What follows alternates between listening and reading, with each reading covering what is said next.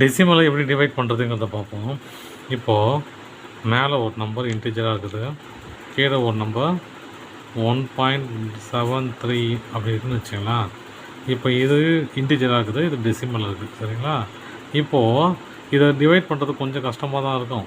ஆனால் ரொம்ப ஈஸியான மெத்தட் என்னன்னா, பாயிண்ட்டை தள்ளி எத்தனை நம்பர் இருக்குதுன்னு பாருங்கள்.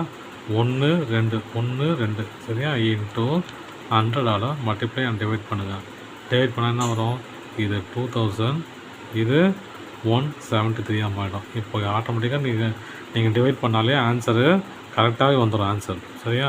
நீங்கள் இந்த டெசிமல் பார்த்தீங்கன்னா கவலைப்பட தேவையில்ல, இப்படி கன்வெர்ட் பண்ணிட்டாலே முடிஞ்சு போச்சு. இப்போது 20 டிவைடட் பை 1.732ன்னு இருக்குதுன்னு வச்சுங்க. அப்போ இது 3 நம்பர் இருக்கு இல்லையா? அப்போ 3 ஜீரோவால் மல்டிப்ளை அண்ட் டிவைட் பண்ணணும். டிவைட் பண்ண என்ன வரும்? 20,000 டிவைடட் பை 1732. இது டேரெக்டாகவே நீங்கள் டிவைட் பண்ணிக்கலாம். டேரெக்டாக டிவைட் பண்ணாலே வர ஆன்சர்னாக இருக்கும், கரெக்டாகவே இருக்கும், சரிங்களா? நீங்கள் குழப்பிக்க தேவையில்ல.